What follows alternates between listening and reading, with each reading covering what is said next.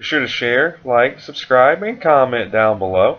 Dan Bongino slams the Democrats for shifting their stance on Russia. Former Secret Service agent, you know him, former NYPD officer and host of the Dan Bongino Show. Dan, welcome. Appreciate you being here this morning. You're our most alpha male guest today. I watched that segment. I was horrified.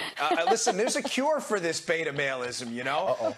Get out there, do some darn manual labor, start deadlifting, get in a mixed martial arts class. If you're chop some wood like Sean, get out there and do some soul purifying manual labor. It'll cure you of beta maleism tomorrow. All right, deadlifting. Speaking of purifying the soul, let's talk a little bit about Susan Rice and what happened at the end of the Obama administration. And now this book is coming out and saying that part of the Obama cybersecurity team went to her and said, we want to go after Russia. This whole deal that Democrats are now saying, this is a threat to our democracy. Why isn't more being done by the Trump administration?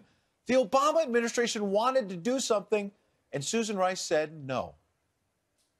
Ed, Obama himself gave a pre-2016 election speech. It's out there for anyone to see on YouTube where he downplayed the Russian threat. He said, listen, our elections are decentralized. No reasonable person thinks the Russians are going to hack an election. Obama himself said this. So what is it, Democrats? What's the story? Are the Russians the biggest hostile geopolitical threat to the United States since our inception? Or are they just a minor player that's not going to be able to impact our elections? What story is it? There seems to be no media curiosity about this at all because they just want to attack Trump and make him look bad. Who do you think is the most important person that helped make that pivot from the Russians don't matter and couldn't affect our elections to they're the most significant thing that we face and Donald Trump colluded with them? At what moment and what person flipped that switch or tried to?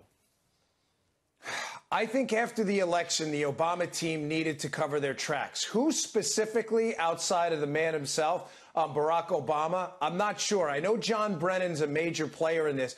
But, Pete, I have absolutely no doubt that, listen, I've done a lot of homework on this. I'm almost done with my book on it, as a matter of fact, that the Trump team was framed, that they were set up. This is not in dispute, by the way, but I'm about to tell you.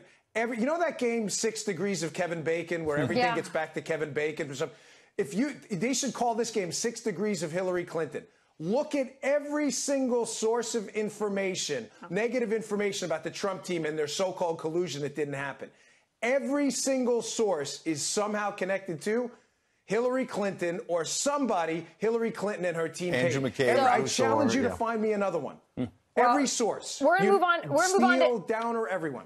Okay, Dan, let's talk about immigration because it's still a hot topic. We have Senator Kamala Harris, who's now come out and defended the mayor of Oakland, who alerted all the, felons and criminals, illegal aliens about the ICE raids. What's going on here? Are the Democrats trying to make ICE are the bad guys? Is this like a campaign platform for them now? Yeah, it is. I mean, listen, to Democrats, immigration is not about immigrants. Folks, I'm sorry, but if you think that, you have been wildly misled.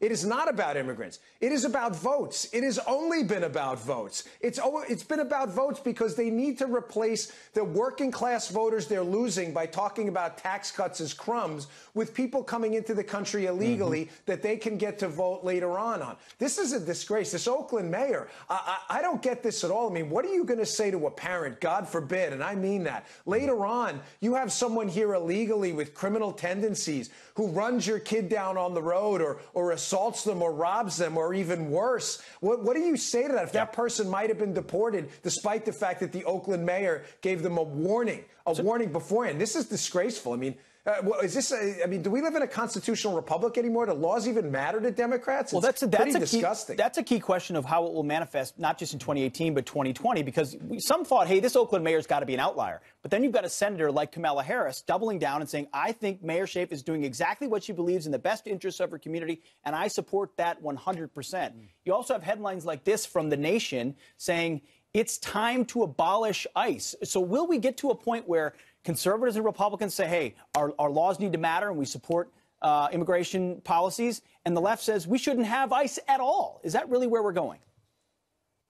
Yes, I mean, they're entirely hypocrites on this, the Democrats. I mean, listen, Obamacare was a disaster for me, total disaster. But Democrats' position on that was, hey, man, it's the law. You got to follow it no matter how bad the stink level of Obamacare was. But then when it comes to immigration, well, that law, that doesn't really matter. Well, why? Because immigrant communities will largely vote just based on historical records for Democrats, where they can give away, they can. Really quick, they lost on that. Why would they double down on immigration when that's why they lost this election?